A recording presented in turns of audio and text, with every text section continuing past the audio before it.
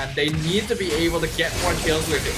Waves of Dragon coming in, Pop-Bet able to be put out, but at the same time, he has to move away, and they are giving a lot of damage, but not going to be enough as Tony takes down James Bond. There's an opening coming in from EVOS. There will be the second. Can't really contest this anymore. Honestly, they should back it off. They should back it off, but here, Waves of Dragon picking off Annabelle. Is it going to be enough? Nope, it's going to be Pop-Bet who was taken out. Cloakun takes down Shizo as well for the trade, and now James Bond right in the open. He's going to be taken out. He's trying to survive. Actually pretty good here. Immediately counters the Farsa, but the Martis comes out instead of the Hayabusa. It has been a very handed combat that you have to be aware of, and if he's pretty much occupied with one hero, you're not going to be able to actually have a good opportunity to have the mobility wise with the rest of the heroes on the side. But then again, maybe Lazy Esport has a better chance here to actually portray an idea that I haven't seen yet. We don't know. But coming into match number 3, this is round number 3, the last round, best of 1, for them to see who goes home and who stays still here at the SPS Challenge Seasons. Looking at it as well, James Pons has gone for that killing spree on the Martis. None of that more universal, impure rage. He intends to go on kill streaks against EVOS Esports. So honestly, this is a very greedy pick and setup that Lazy Esports is trying to go for. Their pickoff potential is going to be very, very high, but their ability to team fight is almost non-existent. EVOS Esports is going to be team fighting quite a lot around this Nether Realm, so I don't know how well this will work for them, but it's going to be fun to see whether it does. It's really tough, seriously. Again, the idea that has been portrayed by Lazy Esport, it has so much of, just as a short form, I would say I'm a bit scared for them, and hopefully they might actually have a better potential with the Martis on their side. Again, comfort choice-wise, if you're actually quite aware and confident and you know how to actually go in with that hero, maybe Lazy Esport can surprise us off here for round number 3. But then again, we do see somehow most of the teams, most of the players are just actually having their own focus right now. And it seems that Pop-Bet is finding an opportunity. They want to actually go in already. This is already going into level 3, level 4 as well. So they're looking for a way out. They're going to actually try to actually initiate that team fight itself. But not just yet. You need to actually be very patient as Turtle already been spawned. Yeah, EVOS Esports, basically their goal in this game is just to avoid fighting too much early, but the first turtle is already coming out. And Predator X-Prize coming in and a lot of damage coming through. Annabelle takes down the turtle. At the same time, they did manage to get the first blood to Veldora. And this is where Lazy Esport, they're looking a bit better off on the first game itself. So much damage that couldn't be done by EVOS Esport, but they did manage to get the turtle. But at what cost, as Lazy Esport did trade off for the kill. Yeah, I think Veldora was just slightly too far away because Clockwood almost made it to him with the Nether Realm to save him from the Decimate, but it wasn't quite enough. I was literally just about to say that EVOS Esports doesn't need to prioritize fighting too much early on, because if they can just avoid giving too many kills to James Pons, they will naturally win the mid to late game anyway. But getting the turtle still not too bad. Laser Dragon coming in, stunning off Tony, but at the same time, it's not going to be enough, though James Bond had to pull away. Pop-Bet also has to push, and now damage coming through. James Bond try to finish it off, did manage to be taken down by Nikki instead, and Team Lazy Esport unfortunately had the trade into the side of EVOS Esports. That was very unfortunate timing for James Pons right there. He wanted to decimate Tawny. The Gatot was on such low HP, but he managed to get the AOG out just in time. And because he was invulnerable, the decimate targeted Annabelle instead, who wasn't within range, and put James Pons too far out of position for his team to potentially save him. So that immediately stifles his killing spree already, and EVOS Esports now in a much more confident position. Waves of Dragon coming in from Nikki. Nikki will be taken out by Chizo with the backup as well. And at the same time, right now, it's going to be trade off for Lazy Esport. Pop-Bet is not going to overextend. They already got what they needed to shut down Nikki, and this is a good prioritize coming in, at least for the side of EXP. And the fact that we do see right here, Team Lazy Esport, some of the back and forth are doing well.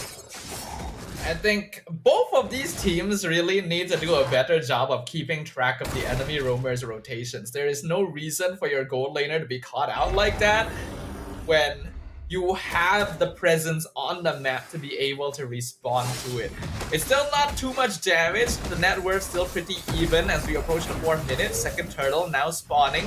There's going to be 4 members of both teams around here. Pugbat not going to be able to find anyone, but he goes in for the Wings of Dragon to Annabelle. At the same time, Feather of Astride did does damage. Annabelle takes down the turtle for the second time. But at the same time, the Gato Gacha Avatar of Garden doesn't pick up anyone, doesn't manage to actually get it. But at least Tony will be taken off. And that's just an extension coming in from EVOS Esports for the trade of Lazy. Yeah, EVOS Esports is just using their bodies to zone Lazy off of the objective, and they are able to get another turtle under their belt, but they're also surrendering some kills over to JPeSportsGamingHub, which really does not need to happen. The more kills that Amartys has, the better he scales into the mid game. He has gone for a Hunter Strike first item, but looks to be gearing up for more defensive itemization after that. Lazy now having their eyes set on the gold lane. Chopskirts goes in for the Feather Air Strike, and it seems that Clockun also will be overstanding, giving at least some of the information where Gemspang will be, and that's good info. At least EVOS will have their eyesight, being cautious of the awareness now. It seems that Combat also has been spotted out, denying any of the composure from Lazy Esports. Lazy Esports gonna have to play this a bit more carefully, but also aggressively. Show Martes Barca is a very powerful pick-off combination, and they need to be able to get more kills with it. Waves of Dragon coming in, Combat able to be put out, but at the same time, he has to move away, and they are giving a lot of damage, but not gonna be enough as Tony takes down Jingspang. There's an opening coming in from EVOS. There will be the second victim of Dicky, and 2 kills in the hands of EVOS Esports. Combat had to move away. Red has already been cleared out by mid lane, and Lazy Esports, just when they thought they had the idea, it ended up in the favor of EVOS Esports. In a straight up 5v5, EVOS is stronger. No question. Undeniable. Unless they make some kind of huge mistake in positioning. It is so much easier for them to take death ball duels compared to Lazy, who really needs to be able to pick people off one by one. Like, I literally mentioned they need to be aggressive, they need to find kills, and they tried to do that, but it's difficult when EVOs are all together. You cannot let them group up. You ideally want to catch them off tempo, because that's the only way you're gonna be able to definitively secure a kill streak onto this Martis. But Choska takes down Cloakun. That's in the opening, and here or not, they try to actually go in for Tony. Doesn't manage to do so. Some of the damage has been done. Potbet also just try to be aware of the situation. He's waiting for the right time. He knows for a fact that he has to invest the right timing for the Waves of Dragon. He goes in for the extension of the turtle. Right here, he's looking for a way out. He saw Annabelle, but doesn't manage to do so, as Annabelle will be able to get the turtle away. So 3 turtles already in the hands of EVOS Esports. They're already in the lead of that economy-wise. Yeah, Lazy Esports needs to be willing to split push at this point. They need to drag the members of EVOS apart so that they can maybe get some ganks in. Because otherwise, they're just gonna stick together all the time. You already saw it in that last turtle of the game. They just group together. They just stand in front of the river. What are you going to do, right? Even if Pagbet gets a kick, there's no guarantee that the team will be able to actually follow up on it because of this Gatot and Lucas. That is the problem that this composition has. The Martis is an interesting idea, but one that I already didn't agree with in the draft from the first place. And I'm sure that EVOS is aware of that as well. They're slowly building up their presence. They've got the gold lead. They just got to make sure they don't get split push against. And the game should just naturally fall into their laps. And actually find a way. It's going to be Choska to open up with a Feather of Astride. And we do see that a composure coming in from the EVOS to clear out the first lane, or the bottom lane of the first level 2 raid. So now they have already much mobility as well as control into the territory of Lazy Esports. Yeah, they're gonna be able to expand their control a bit further. The less towers that Lazy have to play with too, the more difficult it is to force EVOS Esports apart, because it's a lot more risky for them to push out to try and get a minion wave going. So the longer Lazy lasts without really doing anything, without really achieving anything or getting pickoffs, the worse it is going to get for them. Martis is not picked up for a reason. His drop-off in the mid to late game is legendary in and of itself. Oh, this is gonna be a bit tough on the side, and we do see that EVOS is just finding a way to actually go into each and every infiltration they are required to go into Lazy Esport. And Lazy Esport, as you talked about how they cannot mess things up. If they want to actually separate off, they could have actually tried to control most of the movement that EVOS is. But now, going in, Feather Airstrike being used by Shovscliff to find the information.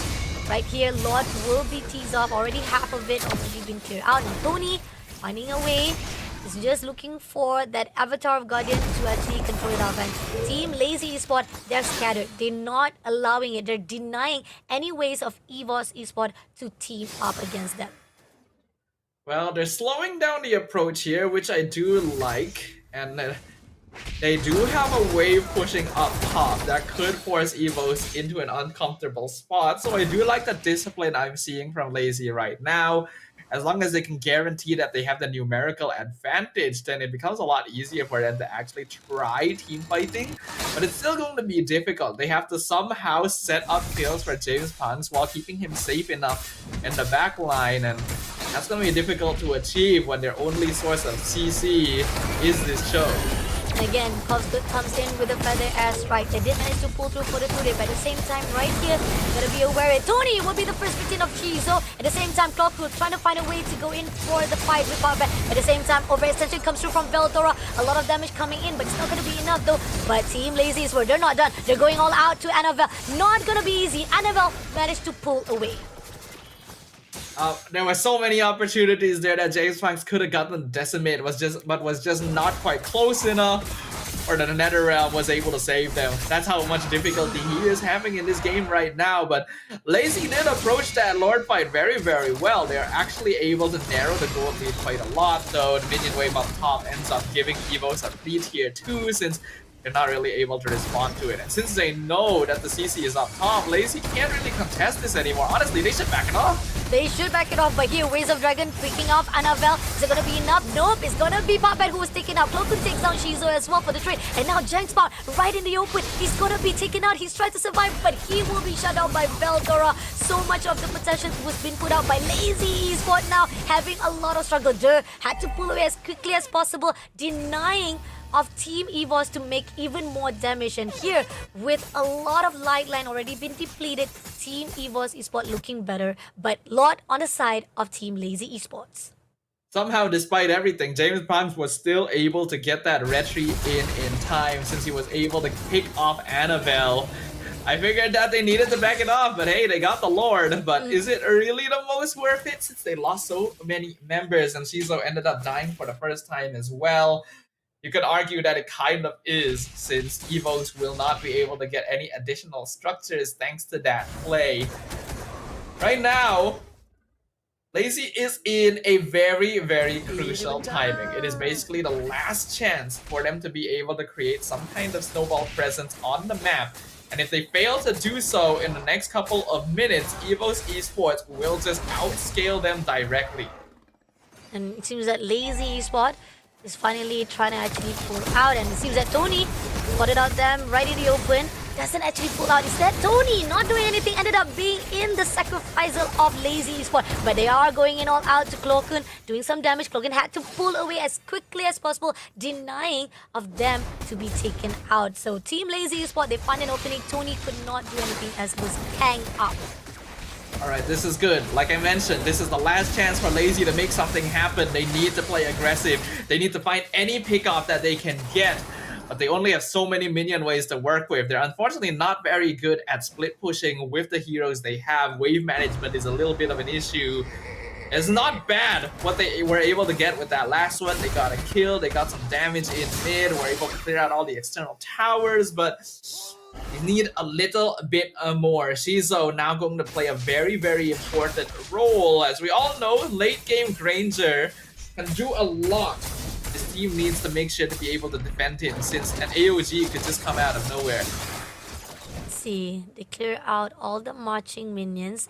So far, EVOS Esport is trying to actually make sure that they'll be able to be in between the fights all by all all alone, not all alone, to be tagged off all alone by the side of Team Lazy Sport. That's the reason why they're being cautious, denying any of the Lazy Sport to pick off easily. That's the mistake that was done by Tony before, and it gave a little bit of opening for Lazy Sport, but they didn't continue on that measure, that momentum to a point they could have actually get another kill, but it's okay. It gives a lot of space for Team EVOS to breathe. Team EVOS does need the space to breathe right now. They are still better in a direct 5v5, but Tawny is definitely a lot less tanky than he used to be, and Lazy trying to go for the flank. Coming in right now, it seems that Popbat goes in for the Waves of Dragon, picking out straight away Annabelle, but doesn't manage to go in for the connection. He's gonna actually have to sacrifice by Nikki instead, and Annabelle takes down Jinx Spawn for the trade, and there will be finishing off for the double kill of Annabelle as well. So much of the potential and investment was done by Lazy, yet been denied by EVOS. I think we can officially call it there. I mentioned that that was Lazy's last chance. These few crucial minutes, they needed to win a definite team fight to keep themselves in the game, but they ended up losing 3 to that last one. Evo should be able to start running them down. They've got the Lord. As long as they sync up the wave, should be able to take all the external towers. Even an inhib for free up here before the Lord has connected. And Lazy no longer has the hero presence they need to really be able to handle it. Their base defense is still going to be fairly solid with a Granger and a Farsa, but they have to really time their movements because of the potential of Tawny or Veldora just jumping into the back line. That kind of consideration will paralyze them. Yeah, definitely. And it seems that Tony going in for the Reserve Guardian. Jinx Spawn takes on Veldora immediately, and now they're looking for the next one. Popbat right in the open, try to clear things out. Did manage to actually at least make sure that Team Lazy Esports still survive it out, and they managed to skirt away Team EVOS Esports, and Lord will be finished off. But marching of the minions are something they have to be aware of. I am face palming a little bit from that play. I get that you want to zone them off of the tower so that you can get it for free, but you can do it in a lot safer way than that. There is a Cho over there. Your team is not ready to follow up after you. If Veldora didn't die there, that last inhibitor should have probably fallen for EVOS as well. It's not a big deal, but it is more space given to Lazy than they logically should have. I already pointed this out before this game started, but it does feel like both of these teams are still missing something in the general scheme of things. They get very messy into the later stages, and a lot of unnecessary mistakes come out.